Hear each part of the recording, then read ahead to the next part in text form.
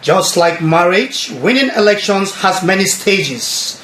There is the honeymoon stage, where winners are carried away by the euphoria of being declared. Only but a few start to think of fulfilling the promises they made during campaigns.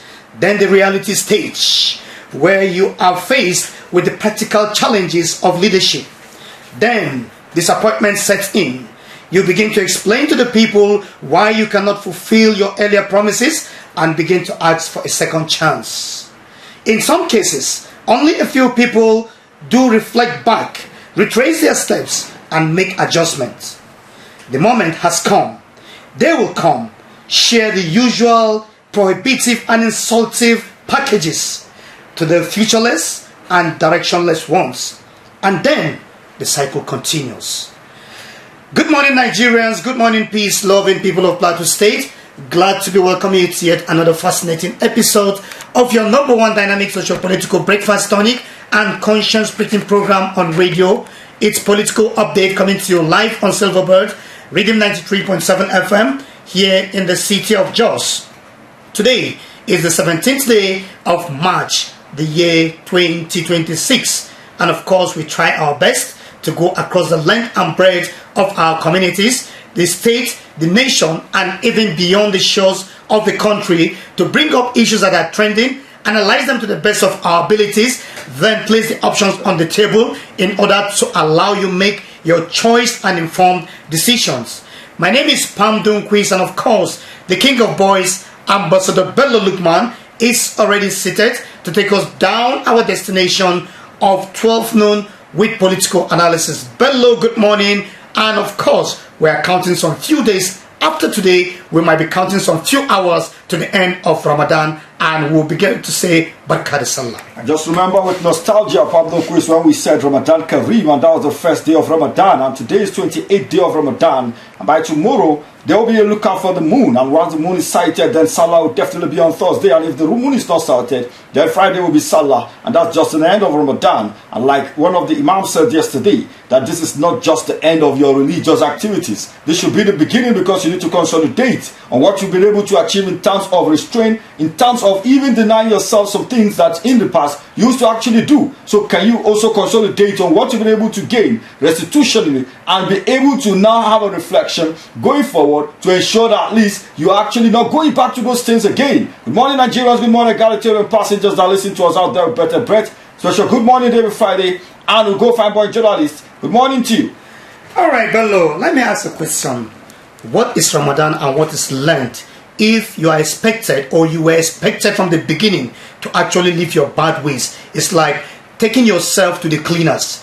Go there and get yourself washed and be whole and be clean and be holy, only for you to go back to this same lifestyle after Ramadan fast or after the Lent. Then it's as good as not even starting in the first place. We are expecting that as leaders we should see a true reflection and practical example or living of the life of the Prophet, peace be upon him, or the life of Jesus Christ, who actually promote unity, fairness, equity, and justice. Can we see our leaders being just to the citizens after this Ramadan, after this Lent? Can we also see the followers, the citizens, also changing your lifestyle by doing the right thing and being patriotic? Can we also see where those that are saddled with the responsibility of securing life and property are also living up to their responsibility by ensuring that whenever the average citizen sees a policeman on the road, he will be very happy that indeed his life is secured, and not the unfortunate incidents or stories we used to hear, where you hear that some unscrupulous elements in the system will force young people to withdraw money from their accounts and give it to them for no just cause, simply because they can have access to their phones and see the balance in their account and force them to do that. Can we begin to see those changes? Because if I travel to Israel, if you travel to Mecca, if you see those things happening, then definitely you will not want to go back there for pilgrimage. But because they ensure that there is sanity, that there is shall I say, patriotism at the highest level. When you go there, you come back and give the story. Why can't we replicate the same thing here below? That when people travel from Israel to Nigeria, travel from Mecca to Nigeria, they will go back and say, we have seen a life of holiness. We have seen a country where leaders and citizens understand what it means by leadership and citizenship. Abdul Quiz, it will interest you to know that the afternoon of Ramadan teaches us restraint. It teaches caution, it teaches vigilance. It also makes us see what others are actually experiencing all their lifetime. So it's also a time for sober reflection. And the night of Ramadan teaches you reflection, because you have to supplicate, you have to sermonize, you have to also worship God Almighty. And in that moment, you actually reflect over your own personal life. When you are going to be meeting your Lord, what are you going to be telling your Lord, your Creator? The same thing learned. So we should be able to imbibe and inculcate all these lessons as we go forward. We also should learn charity, kindness, and generosity. I saw a Shaka in Mecca, where I always tell people that kindness and charity is contagious. There's no how you go to a place and you see that this is exactly the hallmark. This is exactly their own characteristics. This is exactly their own way of life. You will also have no choice than to follow suit. And I saw him, number one, pushing a woman he has never met, who was also doing her own tawaf. He was pushing her on a wheelchair. That's a superstar, Ashake. I saw Ashake that he also bought a lot of food items, and he was distributing it for people he might not even meet again in his lifetime. That is exactly what places like that also teach you as you're actually coming back home. But when you come back home, do you stop the charity? When you come back home, do you stop the generosity on your streets? When you come back home, do you stop the kindness on your streets? All right, Bello, we'll leave it there. Before we take the first story on the Punch newspaper, we normally do what is called corporate social responsibility.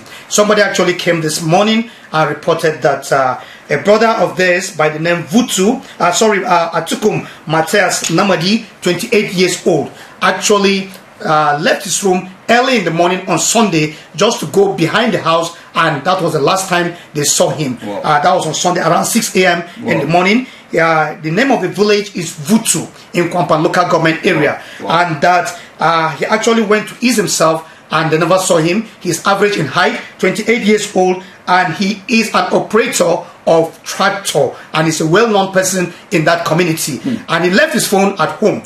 So now they don't even know how to go about it. I saw the confusion on the face of the brother this morning who came to report the issue, and we said, well, we'll try our best to actually announce it. Whoever sees him, he's of average height, he at least a bit huge, and he's fair in complexion. So I think that's the best we can get his picture. Let's also put on all social media platforms. That way you will also be able to put a face to the man that we are looking for. And I just know the distress and discomfort that will be actually going in the houses of this particular man right now, and the pain of also losing somebody that you always see every day. And some people will tell you that it's better you get a conformity of what your loved one is or where it is than for you to be looking for him, because you'll be in suspense. Sure.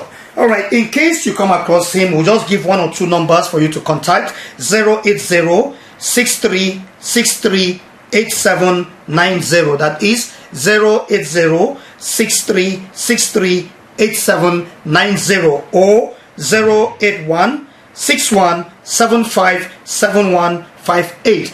And that's the much we can do. That's part of our own corporate social responsibility. Bello, if you're ready, let's take the first story on the Punch newspaper. Federal government activates evacuation plans as Middle East crisis gets worse or worsens, as the case may be. Now, apart from the challenges of buying things at a very, very expensive or steep price, we're talking about the petroleum products, not just the petrol, but we have diesel and other products that are consumed within these axes. Now, Bello, it is also about saving lives now as we speak. Every country wants to go and evacuate their own citizens because they are not sure of what this whole thing might end up turning into. And that's why we're always saying that for those of you who sit in the comfort of the four corners of your room, thinking that what is happening, you are enjoying it, have a rethink, have a reflection, and ask yourself, there are people whose loved ones are over there now and they cannot find their way back home. There are those that actually are working over there. Their employers will definitely see some of their passports because they feel that we had a contract with you. If you disappear now, we might not get the the benefit of the money we paid. Then this issue of no-fly zone, for people who don't understand, there are places now in the Middle East that you cannot fly a plane, whoever you are, because once you fly a plane there, they bring it down. In 2014, Bello, during the fight between Russia and Ukraine, a passenger aircraft with over 290 passengers was brought down, and everybody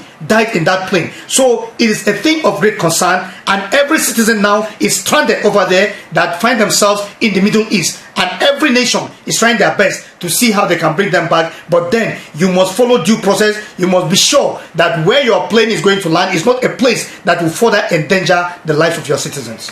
No one knows when this particular war will end, and that's why some of us are of the school of thought that let's try our best to avoid wars, because when they start, you can't even actually dictate when they are going to end, and the consequence of war, they are very, very grave, and that is what the entire world is facing right now. That's why I agree with Obama. In 2016, Obama also faced a similar situation, but what did he do? He employed what is called diplomacy. He employed and orchestrated what is called the Joint Comprehensive Plan of Action that sought to ensure that both Israel, Iran, and Saudi Arabia were brought to the dining table, the discussion table. Why? He wanted to achieve two things. Number one, to stop Iran and Israel from going into any form of war, and to stop the nuclear program, allegedly, that Iran was developing as at that time. Did it work? Yes, fantastically. Because the more you're bringing Iran to United States of America, the more the people that are thinking that probably this is exactly the reason why their sanctions will also be abolished, will also stop the nuclear program. And that's why we had sanity. But what are we having today? Are we not having chaos? Are we not having confusion? And you ask yourself, where is United Nations? Because Article 2.4 of the United Nations Charter prohibits the use of force against any sovereign state. But we have seen that happen in Venezuela, where the same United States of America attempted, or even, not even attempted, in January, were able to capture the president of that particular country. We saw in Syria, where the regime also was changed, and there was peace. Maybe that's exactly the template and framework they thought would also work in Iran, where immediately there is regime change, then you can dictate the tune, and there will be succor, or there will be temporary semblance of peace. But right now, you know, Pablo Quiz, that Iran is not Syria. You know, Pablo Quiz, that Iran is not Yemen. You know, Pablo Quiz, that Iran is not Venezuela. And that's exactly why we are having all these problems in the air. It's just like when you're fighting with a madman. What Iran is doing is also condemnable, because you cannot be firing missiles, you cannot be firing drones at people that did not attack you. The same way we should also ask the United States of America, was Iran posing a threat to the United States of America at the time that that president, 86-year-old, was killed? Was Iran posing a threat to Israel at the time that that 86-year-old was killed? Because you remember about 6 months ago, we were told by the same US president that all the nuclear programs of Iran has been destroyed by their own military. So they were still in the process of negotiation when the first button was fired. And now this is where we are in the country. This is where we are economically. This is where we are socially. Now you can see the United Arab Emirates, who are not in any way in any of these two countries, are the ones that are actually bearing the brunt. Emirates Airline just suspended their operation. 6 people died, 140 others were injured yesterday when ballistic missile was fired alongside 33 unmanned aerial vehicles on March 14. That's just 2 days ago. That's the United Arab Emirates. Why? Because Iran feel that since they cannot get at US, and they think that US is launching all attacks from UAE, it's better they go for their allies. So at the end of the day, that's exactly how the Second World War started, where people allege that no, definitely it's from your place that they are launching this attack. When I attack you, then you will also stop collaborating with these particular people that are actually sending missiles to our own country. Now, since the beginning of the hostilities, the Ministry of Defense in United Arab Emirates said its defense intercepted 294 ballistic missiles, 15 cruise missiles, 1,600 drones. Emirates Airline has suspended flight from that particular place to any part of the world. So you can see that the Middle East has become the most dangerous place to be in the world. And we have students that are actually going there. They don't know anything about Israel. They don't know anything about Iran. They don't know anything about UAE. All they seek for is their education. but they are caught in the crossfire. They are between the devil and the deep blue sea as we speak right now. And in between these two countries, between these three countries, we have challenges of energy, we have the issue of security, we have the issue of religion, we have the issue of sovereignty, we have international human rights law, we have the issue of power competition, and the issue of dominance. That is exactly the main thing that is actually disturbing all these people. In the center of all this, Pablo Quiz, go and quote me anyway. At the end of all this loss of lives, we will still come back to the Obama template. Whether we like it or not, because that is the only solution. Diplomacy. So what we're supposed to have done in the beginning is what we'll end up doing at the end. Now back to the federal government. The federal government has said that they are actually trying to release funds for the evacuation of affected people that are in between this crossfire of missiles, in between this crossfire of drone attacks, and indeed there are vulnerable areas that most of our people are there right now. And you know that once you can get some of these particular students, some of these diplomats, some of these workers to the Armenian borders, then definitely they are already safe. So do we have the fund to ensure that at least we deploy the Nigerian Air Force to that particular place? Because right now, whether you like it or not, Egypt Air, Cairo Air, Kenya Air, and other airlines around that vicinity have also suspended operation. So like it or leave it, we must actually go back to the template that we abandoned in the past. Now, let's ask ourselves, we have had what the federal government wants to do to the citizens that are in the crossfire. How about the citizens that are at home? Especially now that subsidy has been removed and Nigerians have still not even survived. They've not been able to get back at their feet as a result of that removal. We have devalued the naira. There are aggressive tax policies that are driving Nigerians into poverty, and we have also had a weakening purchasing power in this country that has also made whatever you are having to be eroded, because you have money, but then there is a thief called inflation that does not make that money you are having to have any form of value at all. That is the situation before the war. Now that we are also having this situation, what are we doing to ameliorate the suffering of the vulnerable woman in Ghana market? What are we doing to ameliorate the suffering of the vulnerable trader in New Market here in Jos? What are we doing to ameliorate the suffering of the student that in the past 200 naira was his budget for transportation? Now that it has doubled and his income and his support coming from home has not increased, what is the government doing to ensure that such a person is also giving some level of succor, some semblance of help in this particular situation? Do you know that other countries, they've been able to adjust almost everything so that the people cannot suffer as a result of this particular problem that is bedeviling them? For example, South Korea have been able to intervene in the market to ensure that they have a cap. No matter what you are having, there is a cap that your fuel cannot go across. So at this time, they will be the one to bear the brunt on behalf of the people because of the temporary suffering that they know that people will suffer. Brazil was able to cut several tax on diesel and fuel importation to zero.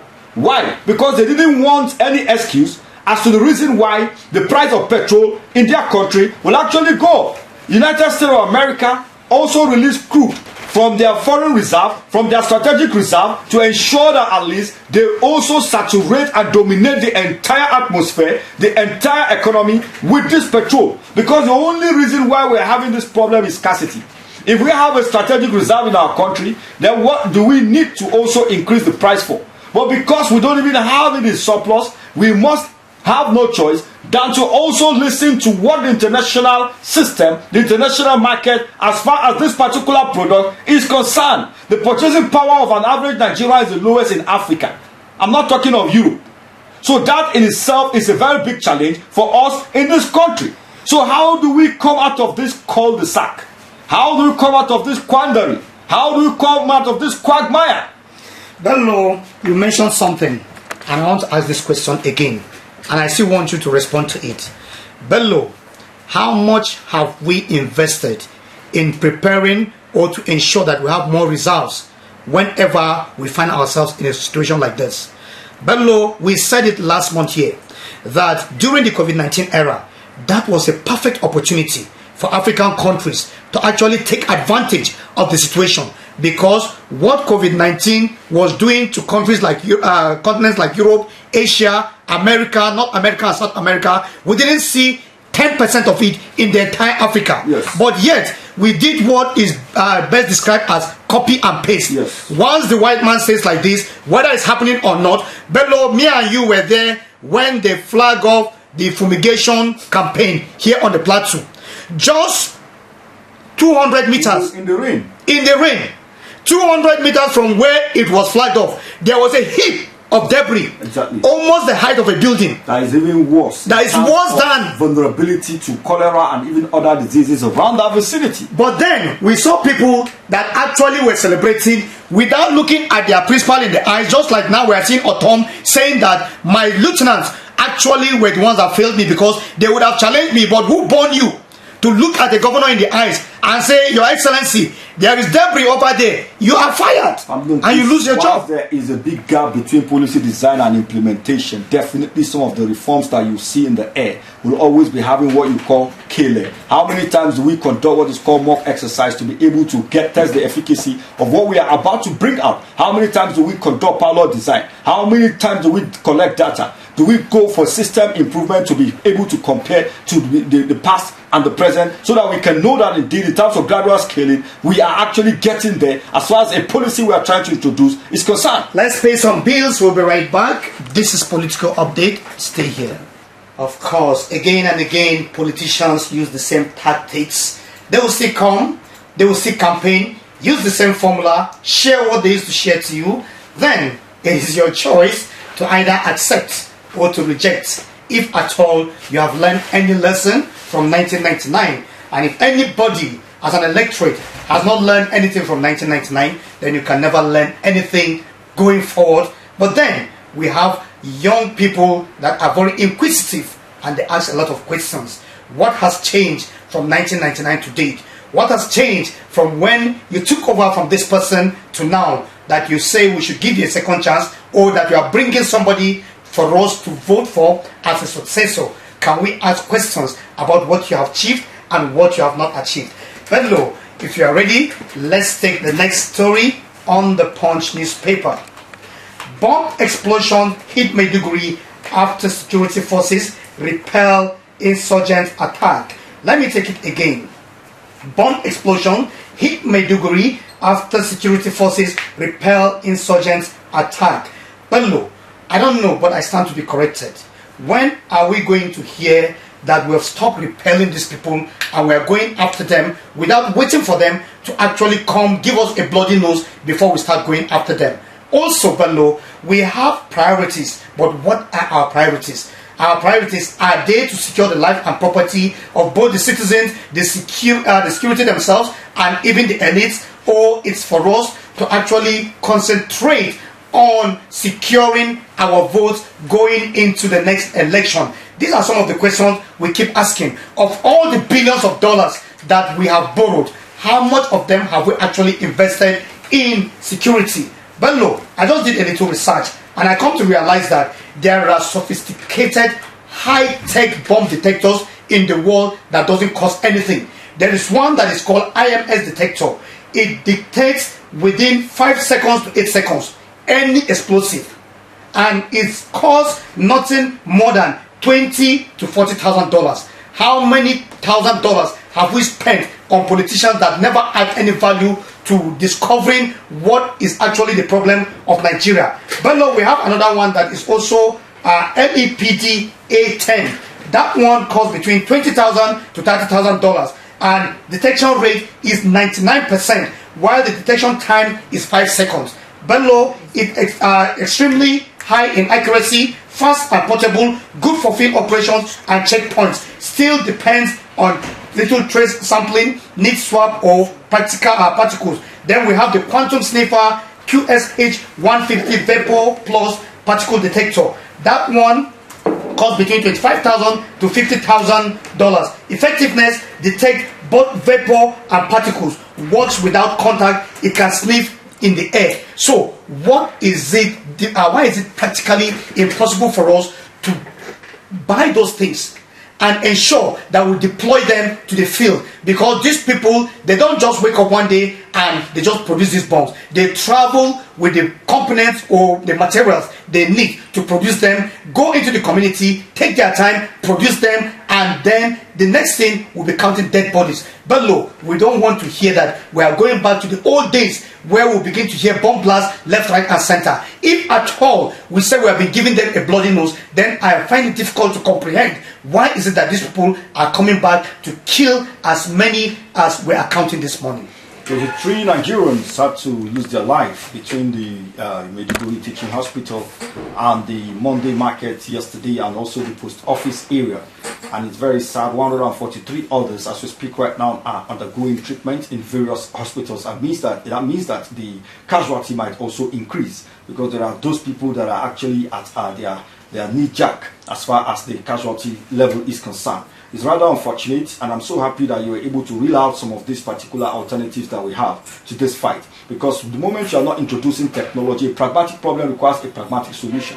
If you are not orchestrating technology into the fight, you are wasting your time. You should be able to be 10 meters, 100 meters, 1,000 meters, 1,000 kilometers ahead of the bandits. But when your intelligence level, when your cautious and vigilance is at the same level with the bandit, then what is the use of you having the superior power in terms of some of these requisite monies that you're actually allotting to yourself as far as this particular fight is concerned? I told you that United Arab Emirates Defense Ministry was able to intercept 294 ballistic missiles. Say that again. 294 ballistic missiles, 15 cruise missiles, 1,600 drones fired from Iran. Ours was not fired from another country. No, from within. From within, by ragtag groups. Yet we don't have the facility and the mechanism to detect this. Come on. In 2015, before the APC came to government, they criticized the administration of Goodluck Jonathan for being a weakling. There was no kind of name they did not call that administration, and they said that the bomb blast that was defining the administration was as a result of lack of leadership. The present president was vociferous and bombastic as at that time in condemnation. So since you know the problem, before you even came to power, what solution were you having that made people to tow behind you, to queue behind you, to contest, to collaborate with you, to dislodge that administration? These are questions that are critical and logical for Nigerians to ask right now. The energy we are expending on politics, if we can expend half of that on security, then we wouldn't be hearing all this type of attacks happening left, right, and center in our country. The PDP won 3 presidential elections in a row. In 1999, the PDP had 21 state governors. In 2007, that same PDP had 27 state governors. Today, that PDP is struggling with 1 state governor as a result of overemphasis on politicking. And that's why I repeat myself. If the emphasis we place on politicking is what we are placing on security, we wouldn't be talking about constant attack. This vigilance that we are talking about is very, very easy if we are serious about it. Do you know how many Nigerian soldiers died in Wanka in Kanam local government yesterday on Friday? Yesterday. Just because of probably because our priority is not in protection. If not, on daily basis people are dying in Niger State. On daily basis Katsina people are dying. On daily basis in FCT people, the other day they were told that the bandits were coming to attack. Did you see the way people were rushing away from that area even when the police say we are going to protect you? But they don't trust the police in that area. So if the people are believing non-state actors than the conventional security, that's a characteristic of a failed state. Bello, I want to ask this question before we hand over the baton to the People's Prof. When state of emergency was declared in Rivers State, how many soldiers were killed? None. How many police were killed? None. How many Nigerians were killed? In fact, the threat level was infinitesimal. Now, we are counting senior officers, including generals, that have been killed in the Northeast. Soldiers have been killed here on the plateau. Soldiers have been killed in other states of the country. Yet, the same National Assembly that was in a hurry just to impress the man at the top went and gave us two-third majority of voice vote. Until tomorrow, none of them have given us the audio so that we can keep it in our archive going forward. Then we will now play it and say from this part to this part, that is the two-third majority, while from this other part is the minority voices that actually kicked against it. But now, with all that has been happening, because they said it was in the interest of the security of the nation. So the killing of the people on the plateau is not in the interest of the security of the nation. The killing of people in Borno State is not in the interest of the security of the nation. The killings in Zamfara, Sokoto, Kebbi, Kwara, Katsina, and different parts of the country is not in the interest of the security of the nation. All they have interest in is just to remove the man for Bara. At least if what they did in Rivers is anything to go by Bello. As we speak this morning, more than 10 states in Nigeria should be under a military administrator. Nuruddin and Remo are a very good friend, and may be listening to me right now. His cousin, Hamid Hassan, was among those that was killed in that unfortunate incident in Kana. Oh my goodness. When he sent the picture to me, I posted it on Facebook. As at yesterday night, it had generated over 1,000 comments with people corroborating the fact that the guy is a young, very, very dutiful, very dedicated and committed young man. But that guy has sacrificed his life for me, for Luca Pampi, for everybody to actually continue to go about their normal business. But how many times have we shouted harsh on this program on the insecurity and the looming danger in Kana? How many times have we shouted with bombastic voice about the company Zurak area of Wasi? Even up to this moment, the threat level is still there for anybody to see. But what is the commiseration in terms of response? Do we have any strategy on ground to ensure that at least in the next 6 months there wouldn't be a single attack around our vicinity despite this attack? That's why I always ask about outreach. How angry are we? How infuriated are we? How irritated are we? What is our mechanism for response? To be able to give those people a bloody note, let them see helicopters going into their caves, going into their archive, going into the where they are always hibernating. That way, Nigeria will be able to make a statement. But when our emphasis, if today another governor wants to leave his own comfort zone for the APC, then you will actually think that that is the solution to all the problems bedeviling us. The way you see all the governors gathering into that particular area. But yet when there is insecurity, for example, like what happened in Kanamran, how many of these governors will land their jet on the plateau to be able to commiserate with the people that have lost their loved ones? Because their interest is not in the security. That's what we are saying. The next election. Priority matters as far as this issue is concerned. Where is your heart? Where is your mind? Where is your soul? Is it strictly on 2027? Or is it the protection of life and property, which is exactly the contract, the social contract that you sign with the people? Before we come back to the people's prof, they say all work no play makes Jack a dull boy. Welcome back from the break. Still political update going on live on Silverbird Radio 93.7 FM here in the city of Jos. And of course, we are counting down to the last days of Ramadan, or shall I say the last hours of Ramadan, because when we have 72 or 48 hours, that should be 2 days in between. Yeah. We count them in hours. So we are saying that some hours to the end of Ramadan. But then, as we asked at the prologue of this program, what will your life be like after the end of the Ramadan fast and the end of the Lenten season? Will it be better than before, or you're going back worse than you were? People's Prof, good morning and welcome. Yeah, good morning, gentlemen. It's been another fantastic day. Bello, how are you doing? Well, thank God. Exactly, and Ramadan. I will just tell you that we're looking for this cap. Yes. And you can't find it. Don't report to the police. No problem. It's a season of generosity. Exactly. And so if I don't find it, I will certainly know that it's also going to settle on the right head. Because every cap that finds the right head feels better. Yes. At the end of the day, I had Pandunkwi struggling with Kalbang Mamamu's, comedy show that is also coming up. It's Entemperanta, and it's a Latin adverb, which means beyond moderation or something that is extreme. So you should be able to expect extreme comedy, at its best. At the end of the day, and that's why maybe Kalbang Mamu was also saying that she's certainly going to speak Latin or French on that specific day. But indeed, if you also listen to the soundtrack of the jingle, she has also carved out a little from the good, the bad, and the ugly. Yeah. And of course, this is not to expect the bad or the ugly, but to expect the best, at that occasion. I thought I should be able to mention that term in temperanta, as it were. But indeed, again, there are times that when you wake up, like when I woke up this morning, I had to stand before my mirror, and I told myself a certain truth about the realities that we face on a daily basis. And this is what lives with us. Every day as you wake up, Bello Lukman, you tend to look at yourself and tell yourself, Yakubu, manage. You will feel like you want to die, but you will not die.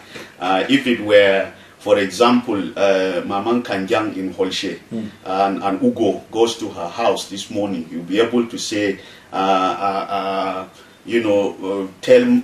Maman Kanjang to manage. She will feel like she will want to die because of the school fees that are also staring her in the face, because of the poverty in the house, because of the so many things that are staring her in the face. Every driver woke up this morning and look at himself and tell himself that you have to manage. You will feel like you want to die, but you will not die. Is that clear? As it is. So we live by the grace of God, and I'm using this kindly to show that it's not easy, for anybody, in the true sense of the word. If it were in Hausa, it would have sounded like Zaki Jikaman, Zaki Mutu, as it were. Amaki Jimre, as it is. But indeed, clearly speaking, last week we raised an issue about concern with regard to water resources, and I got a lot of calls after the program, even from some certain government officials who, for one reason or the other, appreciated. And of course, you know that those who don't like criticism will not also accept, certain positions in the true sense of the word. But indeed, I always say that after we left here again, one of the questions we raised that time was what was also happening with the water treatment plants. That indeed the boss of the Water Resources Agency on the plateau was on the seat that I am sitting here, and was able to tell us that there were water projects that were certainly going to come on board. But we got an answer. After that, I got an answer. Political update was also able to go to the Yalwa treatment plant. I went to the Yalwa water treatment plant along the Bukuru axis to be able to see, and indeed the governor was also able to commission that Yalwa water treatment plant, and we're happy that is also on stream. Now we're expected to see that the people along Bukuru and Gel should be able to tell us whether they are also getting water on account of the fact that Yalwa treatment plant is also on board. And then we're also happy that Political Update also tried to dig out, to find out what was also happening along the issue of reticulation of some of the pipes that we were also told that were damaged over the years. In fact, we were told at the time on Political Update, Bello, you remember, that some of the pipes that were also on ground in some of the dams, the last major activities that also took place in those places were as far back as 1973 and 1974. But indeed, we are also happy that the government has also awarded, contract worth about 20 billion, which is also going to be funded by a French loan to be able to provide a total turnaround in terms of the water project along the Greater Jos Master Plan. And I thought that is also important, because when we interrogate, we also follow up, as a crew, to be able to find out what is also happening. Because it's not also fair for us to bring the negative side of it, and we're not also looking at the positive side of it. But indeed, the joy of the people will be complete if they begin to see that water is flowing through their tap at the end of the day. And I thought that this is also important. Another major thing was the issue of roads that we brought on this table in the last 2 weeks, along some places in Jos North, and indeed extending to some other parts of, Spurs to Jos East and part of Bassa. And we were told that about 17 kilometers worth of road network were also awarded within the Jos North local government. And indeed, I also listened to the Uja of Anaguta, the revered royal father, who also appreciated the government for that gesture. But indeed, the happiness of the people, like I always say, will know no bound if they begin to drive on those roads, at the end of the day. And I think there have been a lot of developments on ground in the true sense of the word. I saw distinguished Senator Jonah David Jang dancing, to almost every sound that was played around him at his 80th birthday. And I thought to myself that Baba Jang was not only dancing because he reached 80 years, he was dancing because he was able to cross the hurdles of life that a lot of Nigerians are also facing today. Imagine a man at the age of 80 who was also able to dance Kelewu on a lighter note, to the rhythms of songs, including the ones that were also played by the popular Fizire bands, that I saw him dancing to. It is about good health. Most of the people at his own age might have also been sitting on wheelchair. Some of them have lost relevance in terms of the political calculations of our communities and our society. But here is a man that has been graced by the grace of God dancing. So, and I asked again, when we went to Bauchi on Saturday with some of the members of the House of Assembly, and I said to myself, how many people who have served in public offices of a fact will tell you that many years after they have left office, people still celebrate them at the end of the day. And that's why Bello said this morning that if you have a social contract with the people, the best you can do is to pursue that social contract and ensure that people remember you for those things that you are able to do at the time you have the opportunity to deliver on those particular mandates that were given to you at the end of the day. But unfortunately, the news we got over the weekend was a 2 p.m. attack in the axis along the Garga axis, as it were, the Kukawa axis, as it were, and in Kanam local government and some parts of Wase local government that claim a life of gallant officers, including vigilantes who were also told. We call them Yansake, people who have volunteered to be able to protect the communities at the end of the day. They were taking out the massacre. The gentleman you are talking about, I learned that he was a pass out of 2021. Yes, and exactly. If you look at it that way, you also see that the investment that we invested in that gentleman to be able to get the best out of him was not also gotten at the end of the day. Because like you always use the phrase, the rakta. Yes. Some people who lack the courage to face the truth and reality in the society. Some people who did not even pay 10 kobo to go to primary school. Some people who did not even invest in education. Some scrupulous elements who do not even have the wherewithal. Were trained in the War College in Sandhurst. That's it. Some of them were trained in Britain. That's it. But these are people that we don't even know whether they have any conventional training. But this is what is happening. Bello, let me tell you, I have mentioned it. These are people who have not even seen the four corners of the areas of your own kind of training. And the candles you burnt in the night to be able to serve your own country at the end of the day.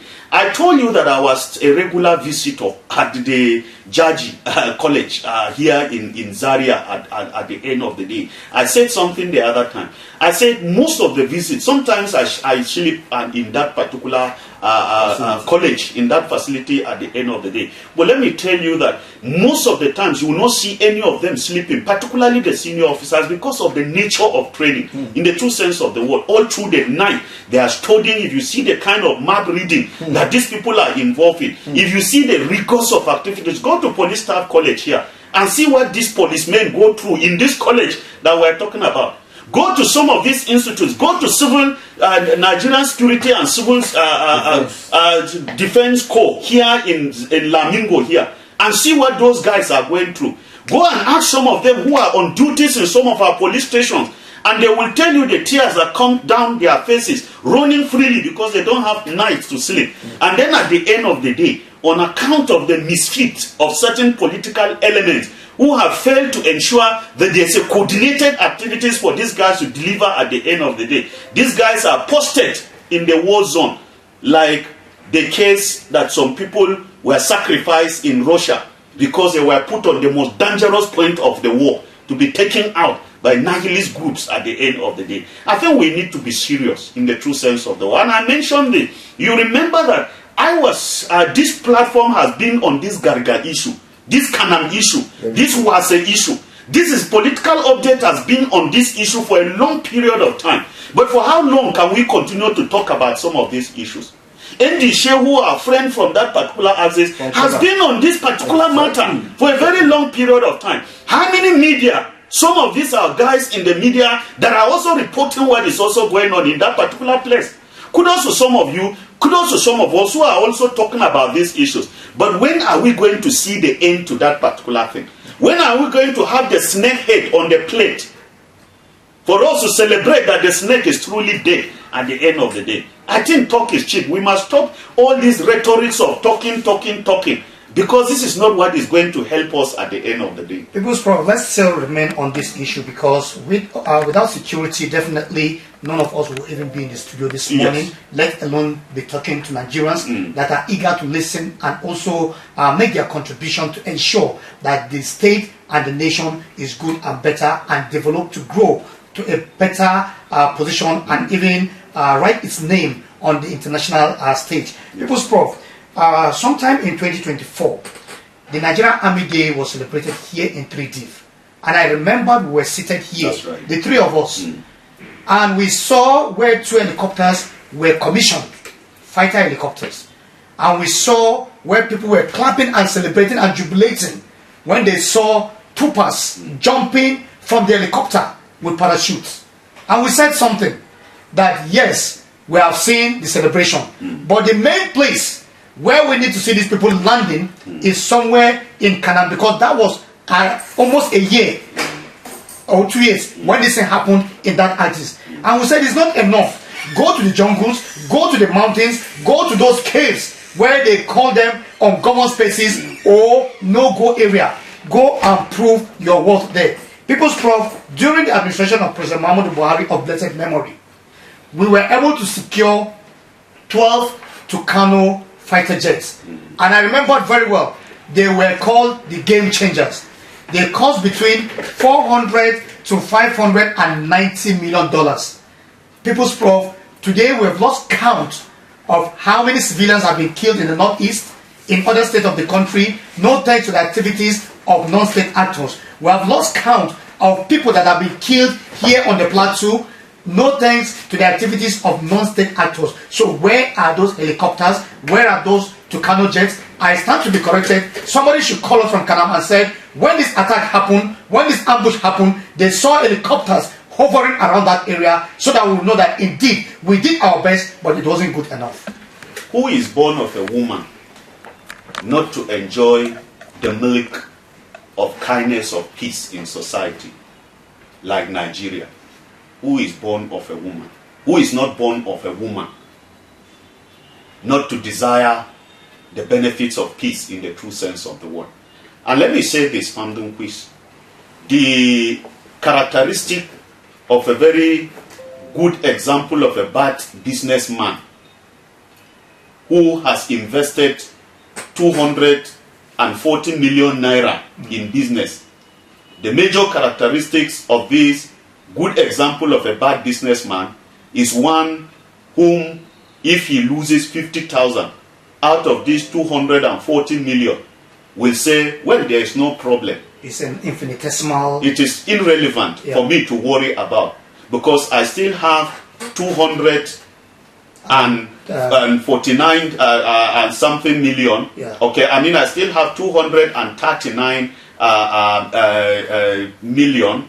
Okay, 50,000 at the end of the day, because I still have that. So my alert is showing me that I still have a chunk. You're still within the same 200 million. Tomorrow another 50,000 is gone, and he said all is well, because it is not crumbling my business at the end of the day. As an Igbo man, for example, in building material market, would you also settle if at the end of the day, as a bad businessman, that money begin to decline until you get a debit alert of about 2 million naira out of 240 million? What will be the state of your condition of your mind in the night? Would you sleep, or would you not sleep like the king who could not sleep because Daniel was inside the den of the lions? For example, would you not sleep like the proverb or what Jesus also said about the lamb, when he said that who among you who have 10 lambs will lose one and not leave the 9 that are to safe. go after the 1 in the true sense of the word. Now the point I'm trying to make is that we behave like a bad businessman. Our leaders behave like bad businessmen. We feel that because we have a population of about 240 million people, when 1 dies, or when 10 die, or when 20 dies, or when 50 dies, we are not bothered, because we feel that our debit alert still show us that we still have more than 200 million Nigerians that are alive in the true sense of the word.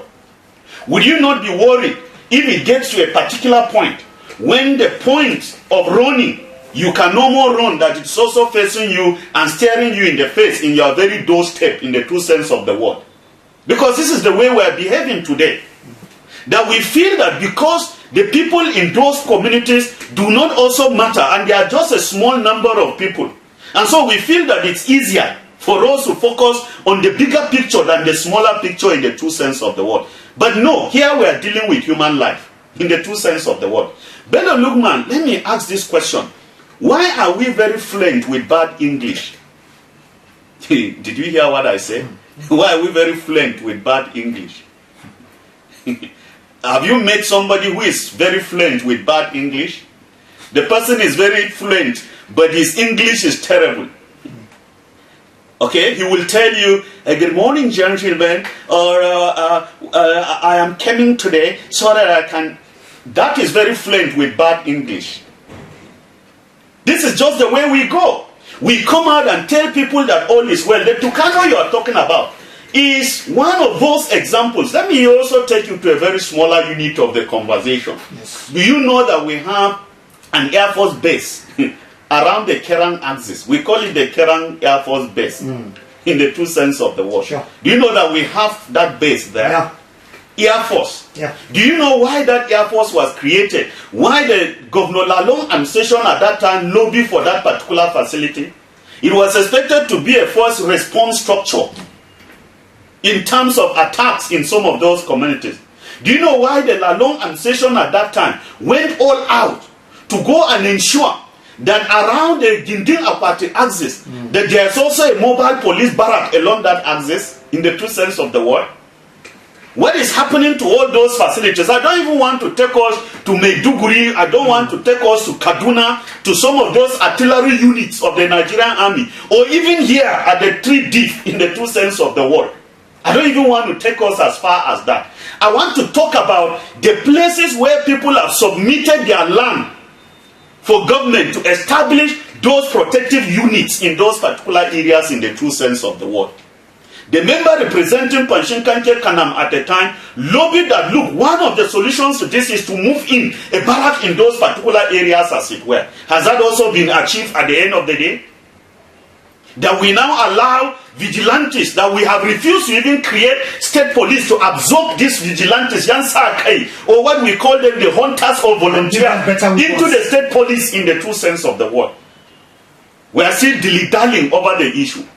I'm happy that His Excellency the Governor of Plateau State just last week has constituted the committee on the state police, and I'm happy to hear about that. And we know that there are reputable members in that committee, including our very own Professor Chris Kwaja, who is also in that particular committee, who has always been very frank with issue of state police in the true sense of the word. Let me tell you the truth. For people who tell you that these are not solutions, should bury their heads in shame, because in a times of unhelpfulness, the people will look out for every possible solution as a solution. Sure.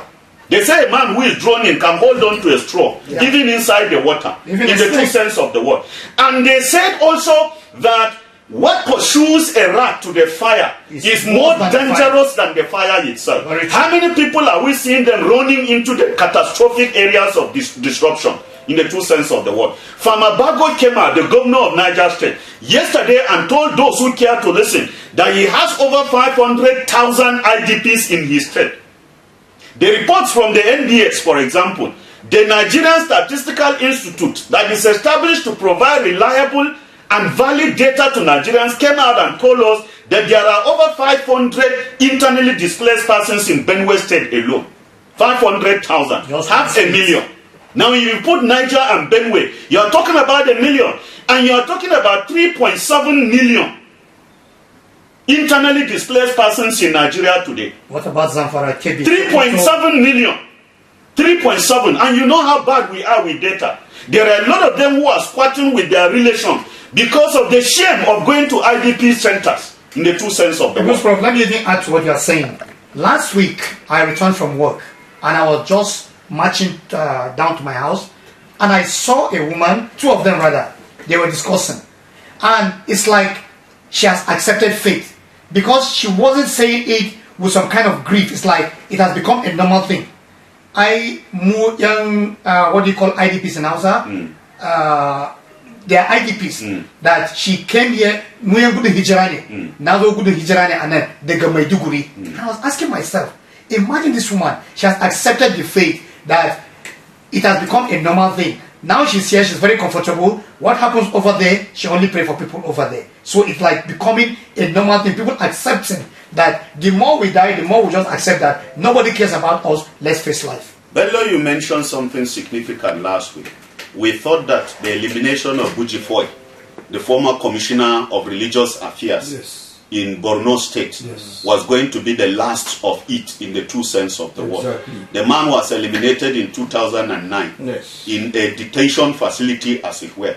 We thought that even Mohammed himself, the elimination of Mohammed was going to be was going to be the last of it we are going to see. But what are we seeing in the last 24 hours? We're seeing the resurgence of insurgents. And the resurgence of insurgents is not just about rat attacks or people carrying guns to go and attack people in the early morning prayers in their mosque. We're seeing the return of suicide bombers, which is very dangerous. We're seeing the return of suicide bombers.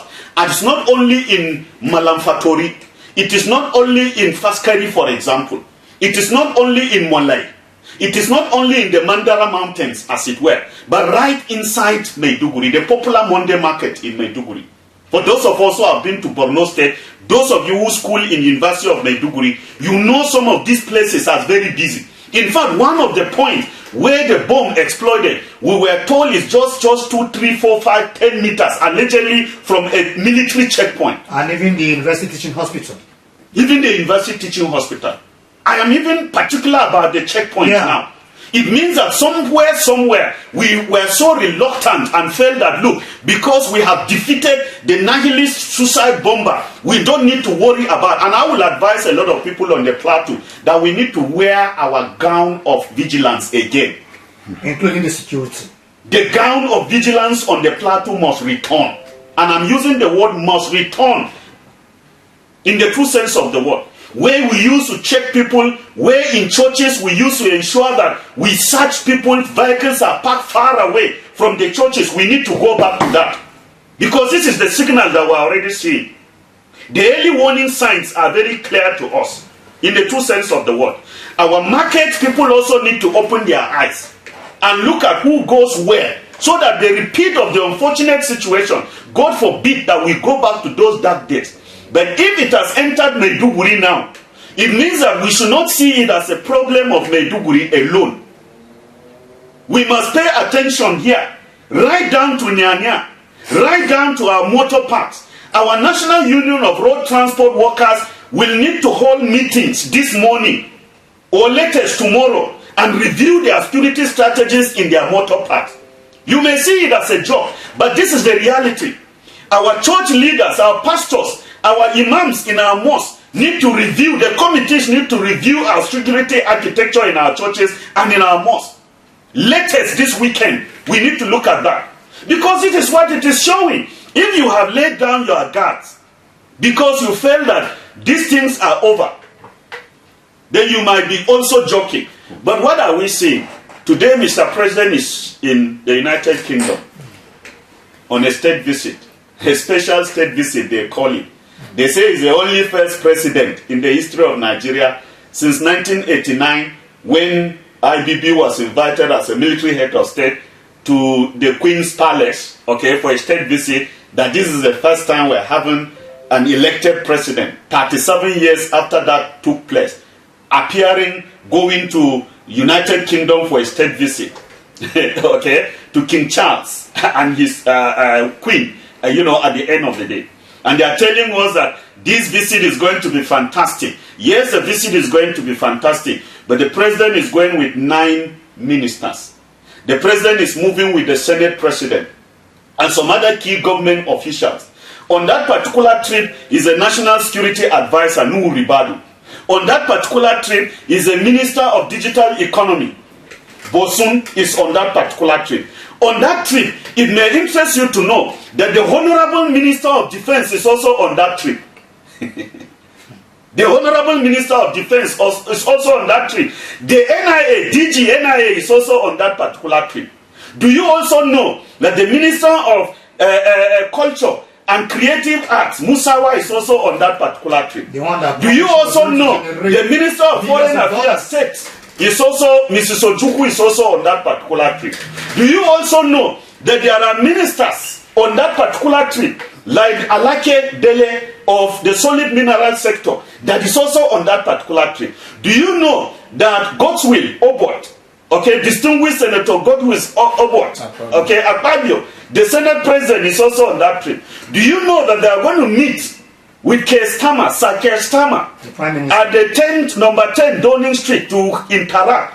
Do you know that they are also going to sign a whooping bilateral funding agreement between the UK Export Agency of about £746 million in agreement for the purpose of the Tinkan and then the Apapa Port investments in that particular angle, in the true sense of the word? If you convert that, you are talking about 1.4 trillion.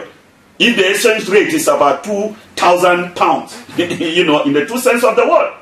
But the point a lot of Nigerians are asking is that, yes, it is necessary for government to carry out its business despite the activities of insurgents or terrorists in the true sense of the word. But to what extent does it undermine the concept of sympathy, the concept of empathy, the concept of command, the concept of approach and dealing with the problem? Do you think, Bello, that if there was a terrorist attack, God forbid, that will kill 5 people in UK, you think Keir Starmer will have time to even travel to another country? To another country? Do you think the House of Lords, the members of the Parliament, are going to sit down and watch him? Do you think he's going to travel? Do you think that Trump is going to leave his country?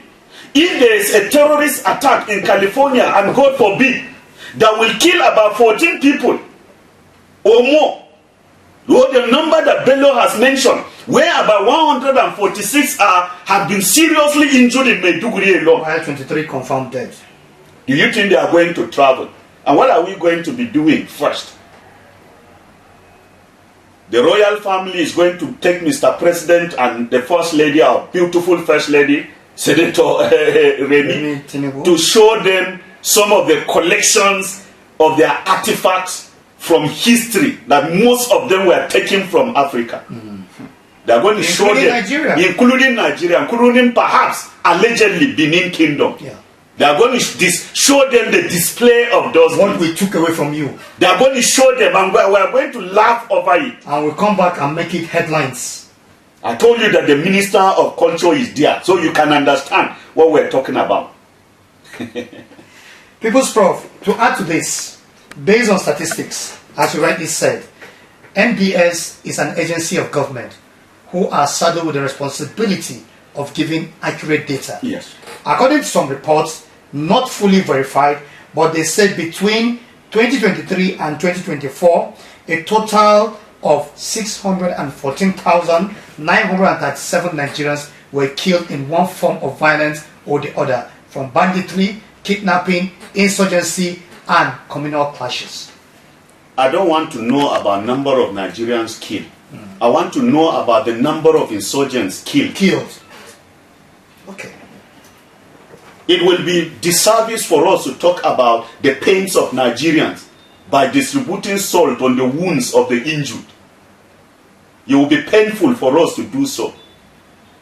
When a man comes to you with wound in Plateau Specialist Hospital, you don't run to Terminus to buy salt to pour it on that wound. The doctor tries as much as possible to clean the wound.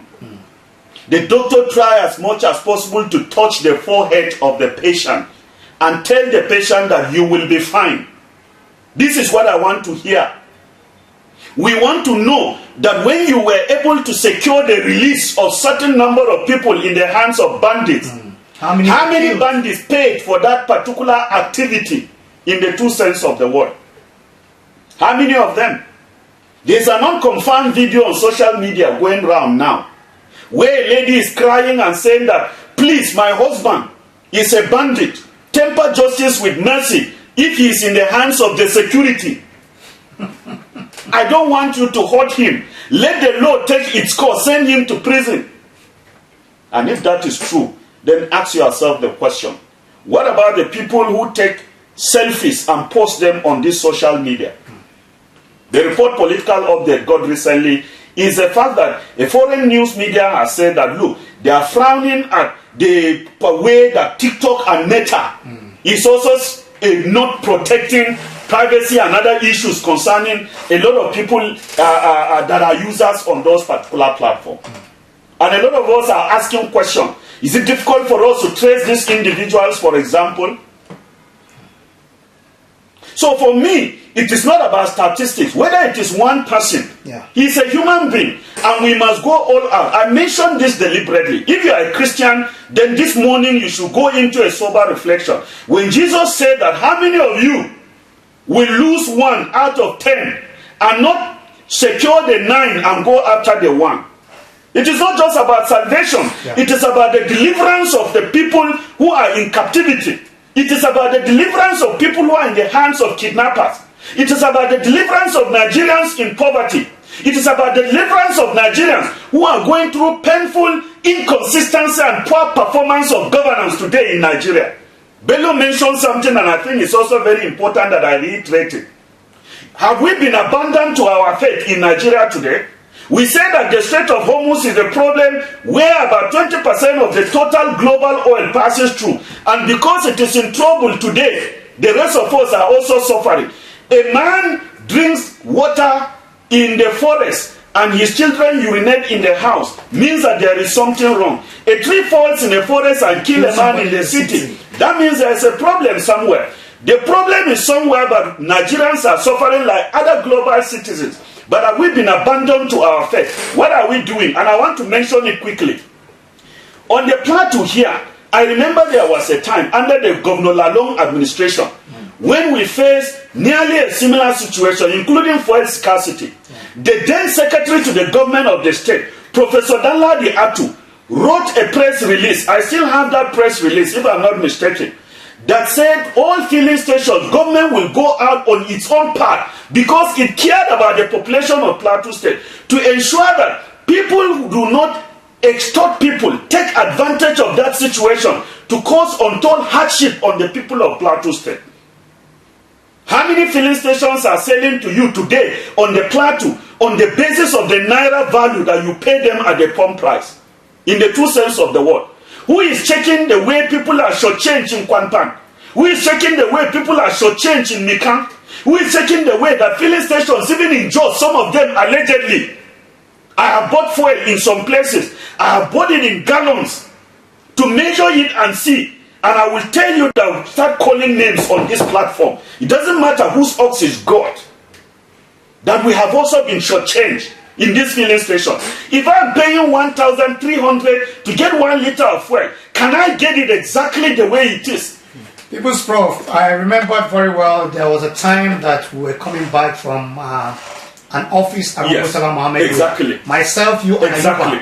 Yes. And you said, can I go and get more fuel? Exactly. So that you can have a result. Very well. And I went to a certain filling station. That's right. Which is supposed to be seen as a government-owned filling station. Yes, we were at the timber shed at the UTC. Now, when I went there, yes, they were giving, because on one pump stand, there are 2 nozzles. Yes. So the lady actually finished serving a vehicle. Then she was about to use that same nozzle for me. She now saw that I was holding a gallon. Yes. She now dropped the nozzle and picked another one. Yes. And I asked myself, which was the gallon friendly? Which was the gallon friendly? And you will see. Yes, I'll be able to see the quantity. And it's just within just here. So we need to have this conversation. What can we do at our own level? As a chairman of a local government, what can you do to salvage the community? In the true sense of the word. I know some of the oil dealers may not be happy with us this morning. Yeah. But shame unto them. I want to say that categorically clear here. That if you are shortchanging the people and communities, people who come to purchase the commodity, then you ought to be ashamed of yourself. Let me even say this. On Sunday, I was with a friend. I don't want to mention names. And he was speaking with his younger brother. And the younger brother said, one of the pump attendants you sacked some time ago has come that I should employ her again. And the brother said, let her go and try elsewhere. Yes. Because here, we don't tolerate where we invest millions of naira. That is dealers with conscience. He said, we don't invest millions of naira to build an investment. Then somebody will come and shortchange our customer. By the time that customer goes, we are the one that will be at the receiving end. And I can tell you for free, I know how many pump attendants he has sacked without looking back. As long as you temper with a drop of petrol that should be given to the customer, you are fired. If you like, yes, go and bring your village. Bello, you talk about price cap. Yes. These are countries that care. How many listeners know that the price of commodity oil in Iran has not increased? Even with the war. Since the war. But here, yes. the three fell Japan in has Iran. rolled out its own reserve for its population to benefit from it. States of America. Even United They States have of one America. of the highest reserves in the world. So when somebody sits in a drinking place and drink, and Nigerians are getting drunk, and he is not, then it means that something is wrong. Very true. In the true sense of the word. So we must come back to a drawing board and look at what each person can do. As a local government chairman, what can you do to assist your communities in terms of managing the way that they are shortchanged even at the filling station? All right. As a governor of a state, what can you do through your commissioners, for example, to ensure that there is a relief for your people? Or do we just say, oh, it has happened like this, let's pray and allow God to intervene because you are getting fuel from your own government reserve at the end of the day? And I think we need to have some pity for our people. The suffering that Nigerians are going through today is uncalled for when it comes to the fuel sector. Quickly, Adao Nogu raised a very fundamental thing, but we remember Project Gazelle as it is, where there was a loan facility of about $3.3 billion. And it's expected that Nigeria is going to pay back through the supply of crude oil, particularly by the NNPCL, as it were. And indeed, we're expected to pay about 164.25 million barrels of the crude oil at the rate of 90,000, as it were, per barrel. That is per day, as it were. But I don't know whether we need to compromise, the need of Nigerians against that. What has compounded the problem is the lack of refineries.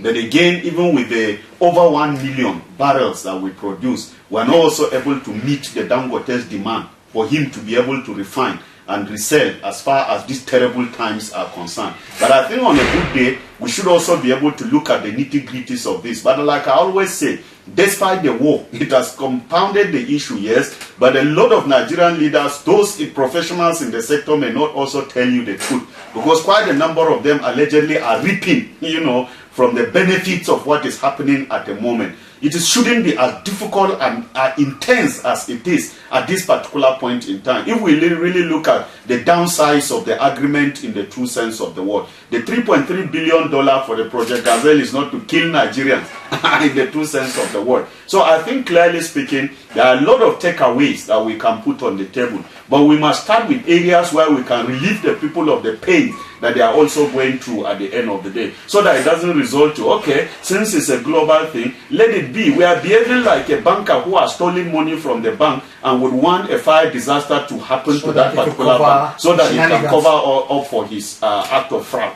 All right, as we go, let's have it in mind that even though there is war going on in the Middle East, go and check between Israel, Iran, America, and other countries affected by this. What is the standard of life over there?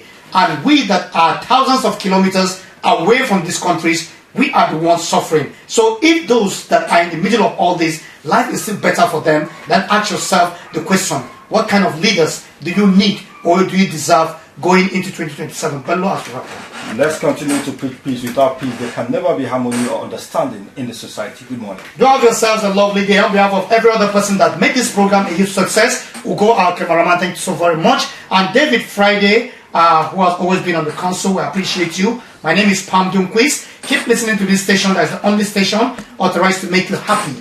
Next is going to be the news at noon. Hope to see you on the other side of sunrise tomorrow. Do have yourselves a lovely day. Bye-bye.